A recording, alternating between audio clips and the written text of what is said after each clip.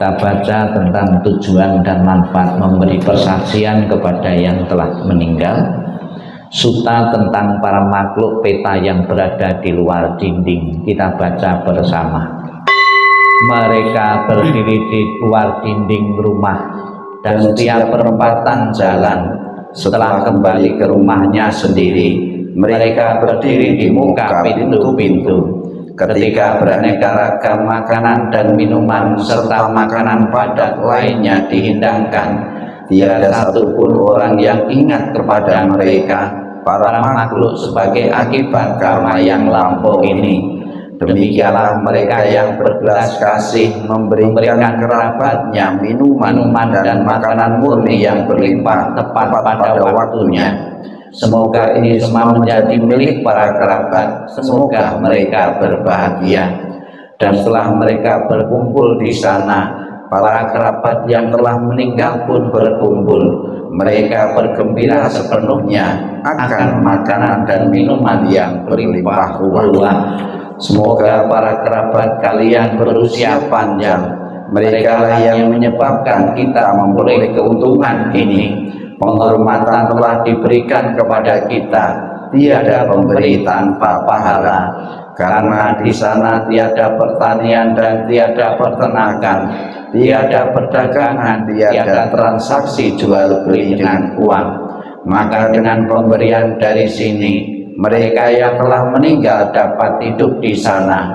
Bagaikan air di bukit mengalir menuju ke bawah, demikianlah pemberian yang telah diberikan dari sini bermanfaat bagi mereka yang telah meninggal. Bagaikan sungai-sungai yang penuh dapat mengalir memenuhi lautan, demikianlah pemberian yang telah diberikan dari sini bermanfaat bagi mereka yang telah meninggal. Ia telah memberi kepadaku, ia telah berbuat bagiku, ia adalah kerabat, rekan dan sahabatku. Telah memberikan persembahan kepada mereka yang telah meninggal, lalu mengenang apa yang telah dilakukannya pada kehidupan lampau. Sesungguhnya bukanlah tangisan, kesedihan ataupun ratapan lainnya. Demikianlah para kerabat berdiri di sana tanpa manfaat bagi mereka yang telah meninggal. Dan persembahan yang telah diberikan guna menopang sangga ini, sesungguhnya demi kepentingannya akan menimbulkan manfaat untuk waktu yang lama. Kewajiban kerabat yang telah diterangkan ini adalah penghormatan yang telah dilakukan dengan sempurna kepada mereka yang telah meninggal, kekuatan yang telah diberikan kepada para biku, dan pahala besar yang telah kalian capai. Kita baca Ettawata halaman 35. Kita limpahkan kebajikan dari membawa doa parita ini untuk almarhum dan almarhumah yang abu maupun fotonya dititipkan di tempat ini. Ettawata jameki sampatam punya sambadan sapi dewa anumodang tu sabha sampati siddhiyam. Ettawata jameki sampatam punya sambadan sapi buta anumodang tu sabha sampati siddhiyam. Ettawata jameki sampatam punya sambadan sapi sata anumodang buta sampati siddhiyam.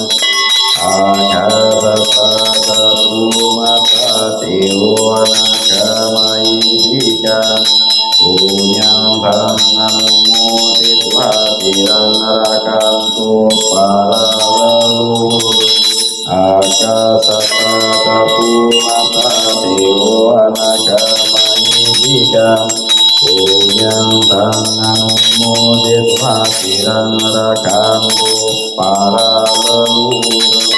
Akasata kumata tiwana kamaidika punyang tanganumoditwa cirang rakantu para leluhur idang wonatinang otu sukita untuk nyatayo idang wonyatinyang otu sukita untuk nyatayo idang wonyatinang otu sukita untuk nyatayo akasata cakumata dewa nagama idika punyang tangan umodit wajirang rakandu tuan sadati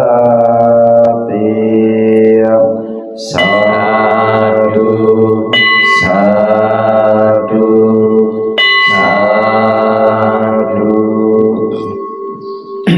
Terimalah salam bidang dharma, namo sang yang adi budaya, namo budaya, namo budaya. Para keluarga-keluarga dimanapun Bapak Ibu berada yang menitipkan abu maupun foto di tempat penitipan abu jenazah di Balai Kenangan Kebahagiaan Mojopahit atau Wihara Trowulan ini yang saya hormati.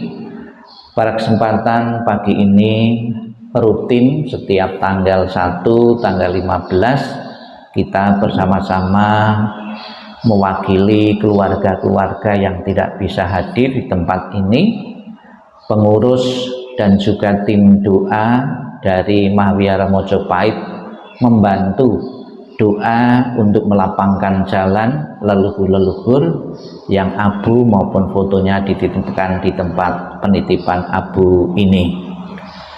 Apa tujuan dan manfaat memberi doa kepada yang telah meninggal? Kalau seseorang yang masih hidup, kita sering mendoakan ketika saudara kita sakit, ketika saudara kita di satu perjalanan, maupun di saat ulang tahun, kita selalu mendoakan saudara-saudara kita agar umur panjang, sehat dan bahagia, agar selamat di perjalanan. Jika keluarga kita melakukan satu perjalanan dan juga ketika membuka usaha pekerjaan baru, kita pun juga mendoakan selalu sukses di dalam usaha, dalam pekerjaan. Mendoakan kepada seseorang ternyata tidak terbatas ketika saudara kita masih hidup, namun juga berlaku juga dan lazim di kalangan umat Buddha dilakukan untuk orang yang telah meninggal, dengan satu harapan saudara-saudara kita yang telah meninggal ibarat menempuh satu perjalanan. Selama perjalanan di situ menemui kendala dan halangan, kita doakan dengan istilah pelimpahan jasa. Kita kirim pelimpahan jasa, jasa-jasa baik yang kita perbuat melalui pikiran, ucapan dan tindakan. Ini bisa membantu mengkondisikan leluhur itu juga memiliki kondisi bahagia. Dengan kondisi bahagia yang diciptakan sendiri itu atas bantuan yang hidup ini akan mendukungnya telakinya di alam bahagia. Tentunya alam bahagia di sini di kalangan umat Buddha yaitu terlahir di alam surga bahagia, dan juga setelah di alam surga bahagia bisa merealisasi diri untuk mencapai kebahagiaan yang tertinggi yaitu nibbana. Tempat penitipan abu di Mahawihara Mojopahit dengan satu tujuan memfasilitasi umat Buddha dan para simpatisannya maupun dari agama yang lain. Ini sebagai bukti juga di Mahawihara Mojopahit para pengurusnya juga mempunyai toleransi yang besar. Terbukti di tempat penitipan abu ini bukan saja dari kalangan umat Buddha, namun juga dari kalangan agama yang lain pun yang berminat untuk menitipkan abu di sini. Terbukti di sini saudara-saudara kita yang beragama Nasrani itu juga difasilitasi, ada tempat dikasih simbol keagamaan salib, di samping juga simbol-simbol dari agama Buddha. Ini adalah salah satu bentuk toleransi beragama. Toleransi beragama bukan saja dilakukan di saat kita hidup, namun kepada yang telah meninggal pun juga kita wajib melakukan toleransi beragama.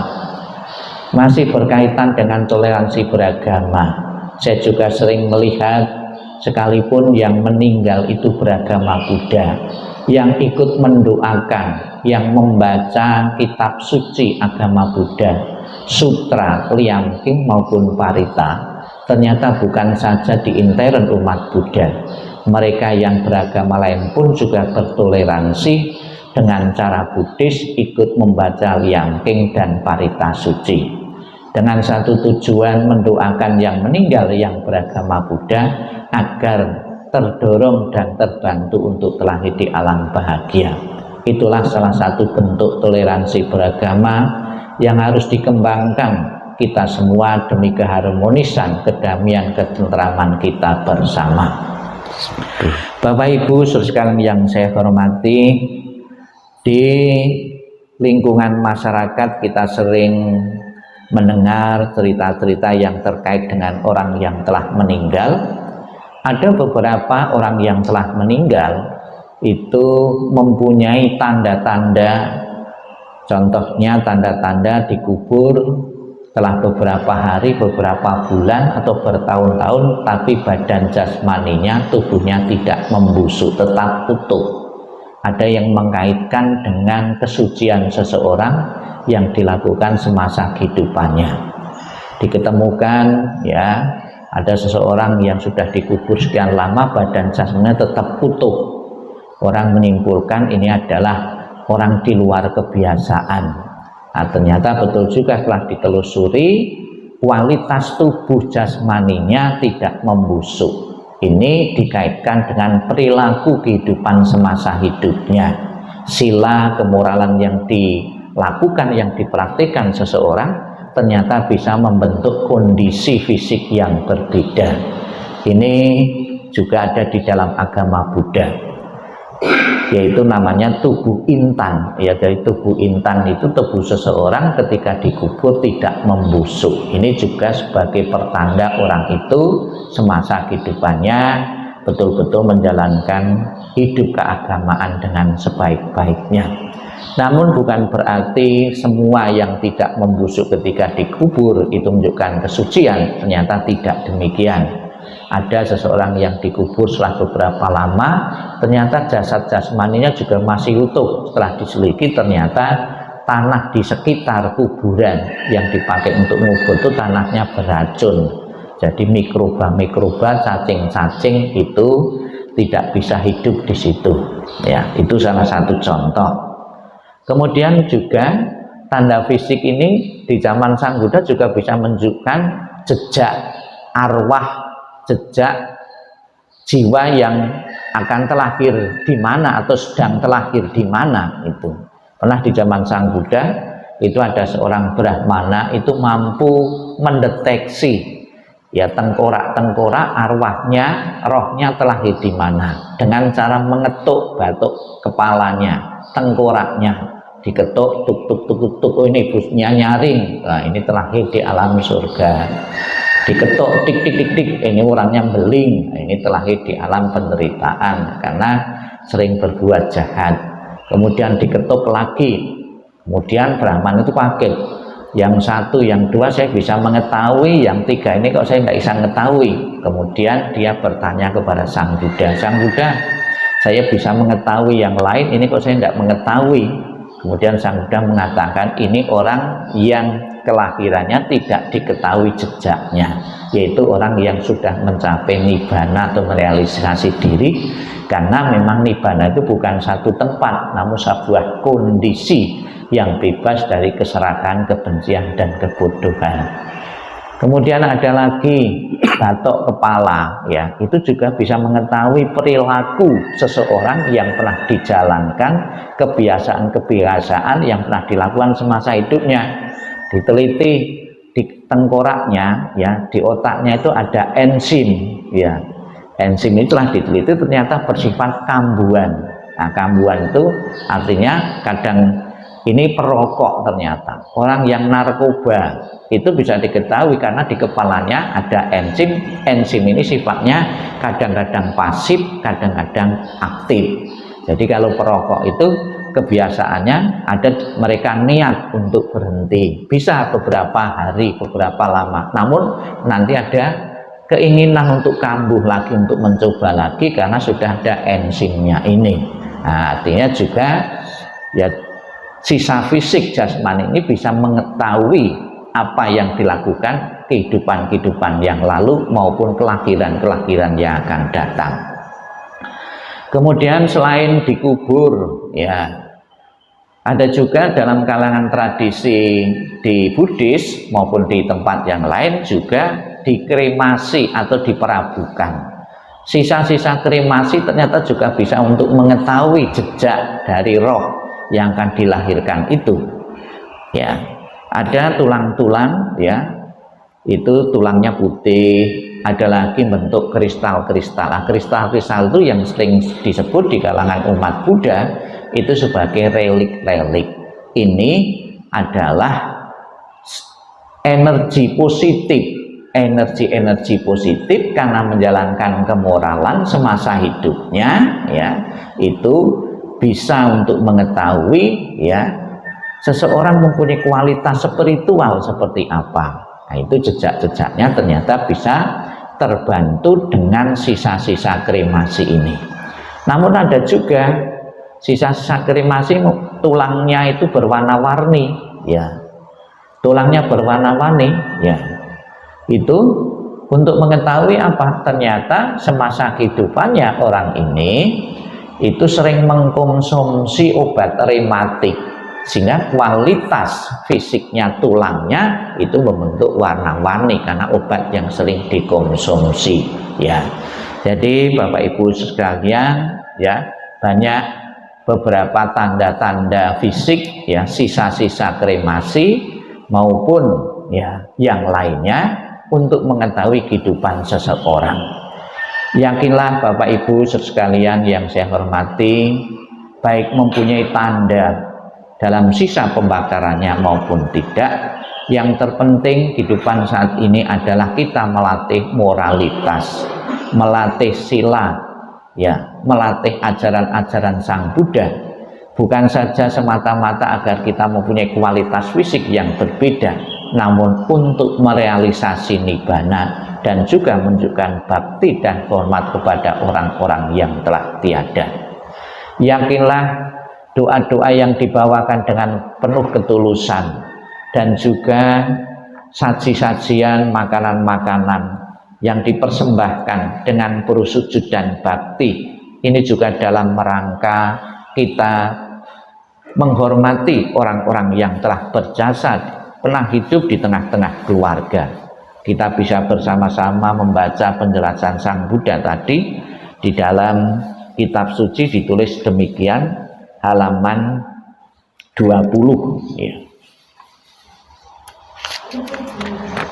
Di halaman 20 dikatakan demikian, semoga para kerabat kalian berusia panjang, merekalah yang menyebabkan kita memperoleh keuntungan ini.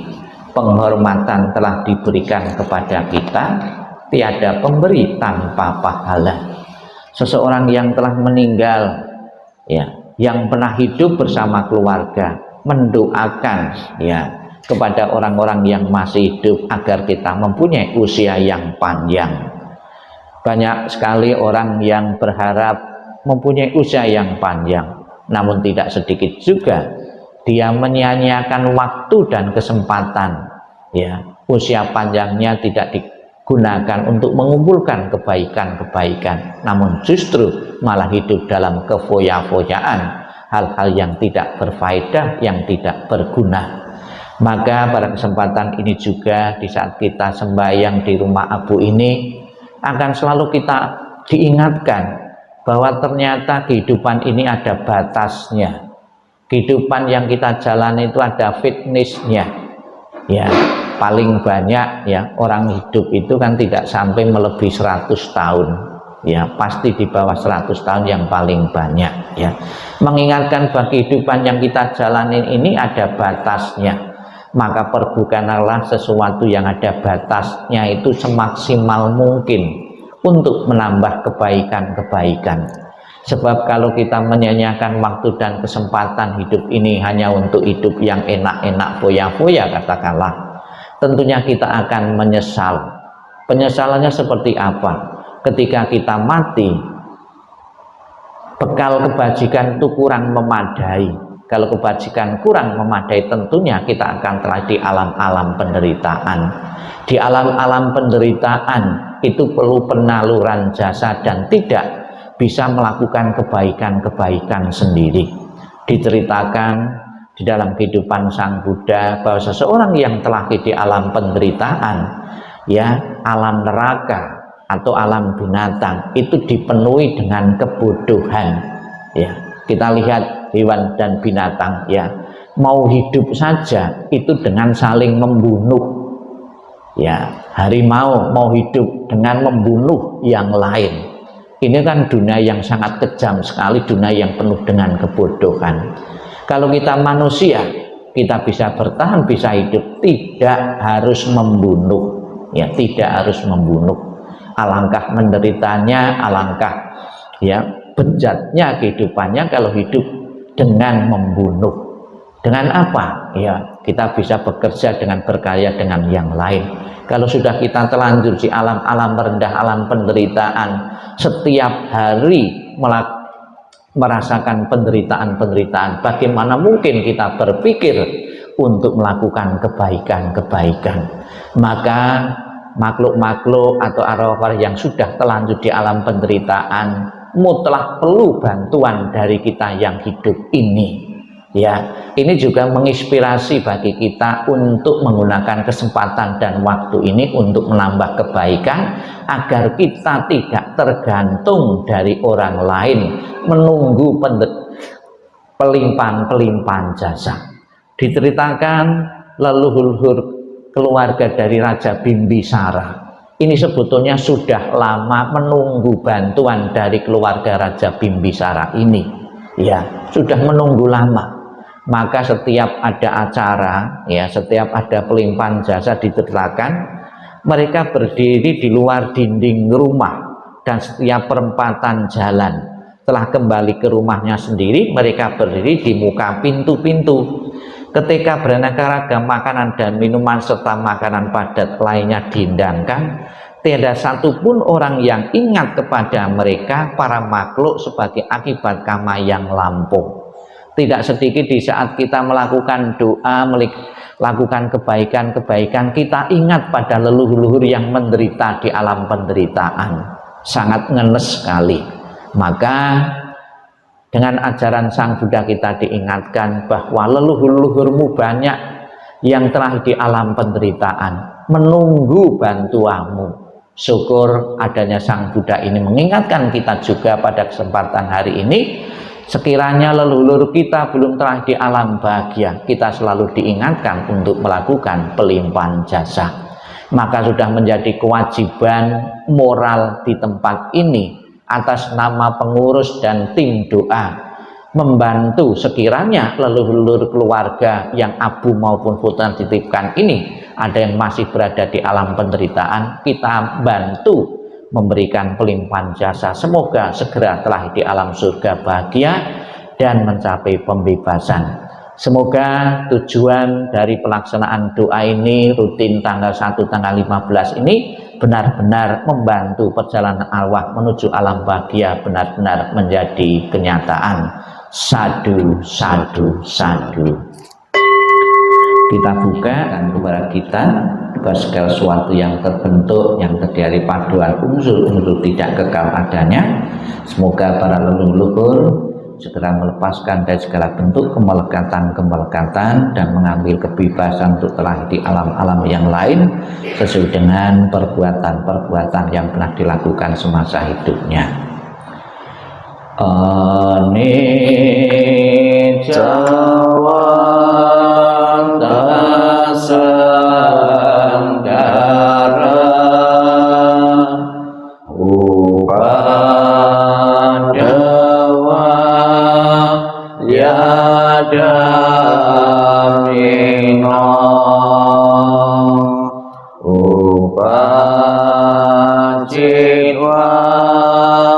nirojanti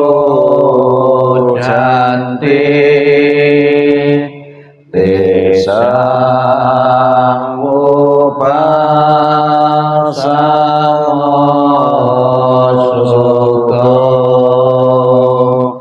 sabe sata marantica Maria Tuja Maria Sare Adewa Maria Nadia Tasang Sayo Anil Jawa Tasang Garam Upadawa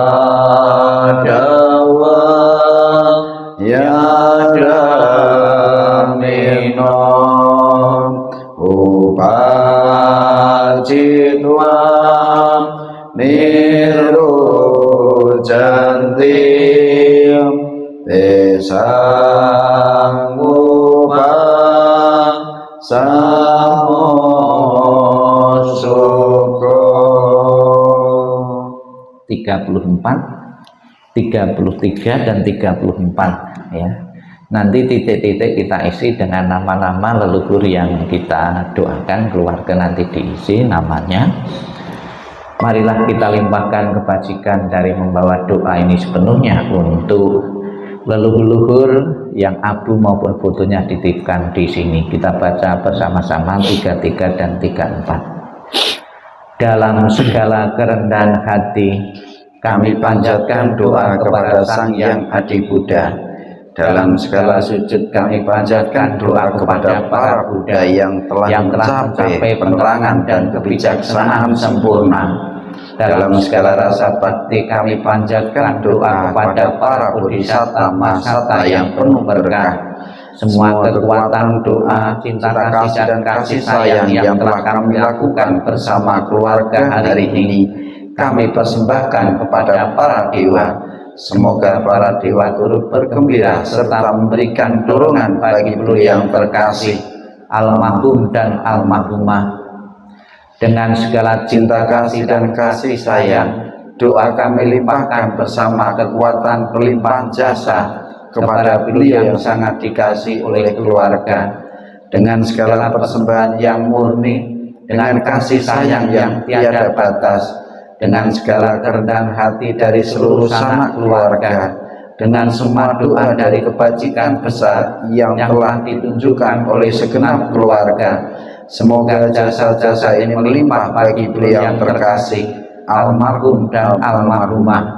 Dengan segala pelindungan Sang Yang Adi Buddha, dengan semua karunia dari para Buddha, dengan segala kekuatan pahala para bodhisatta, dengan curahan kasih sayang para mahasata, dengan dorongan doa dari para dewa dan para Brahma, semoga beliau segera memperoleh kehidupan penuh kebahagiaan dan kedamaian. Semoga kekuatan cinta kasih dan kasih sayang melimpah bagi sanak keluarga yang ditinggalkan. Semoga kekuatan ketulusan yang mendalam dari sanak keluarga memperoleh berkah kebajikan dan kedamaian yang tiada taranya dari para Buddha, bodhisatta, mahasata. Semoga para dewa, para Brahma dan para makhluk suci memberikan perlindungan bagi keluarga yang telah ditinggalkan. Semoga semua makhluk senantiasa bebas dari ketidaktahuan. Semoga semua makhluk berbahagia. Sabi sata bawantu sukitata. Sadu, sadu, sadu. Demikianlah rangkaian pembawaan doa rutin tanggal 15 Kukwik. Semoga menjadi harapan keluarga dan harapan kita semua, leluhur yang kita doakan, yang abu maupun fotonya ditempatkan di balai kenangan kebahagiaan Mahavyara Mojopahit, benar-benar segera terdorong dari alam bahagia. Sadu, sadu, sadu. Namo Sang Yang Adi Budaya, Namo Buddhaya. Namo Buddhaya.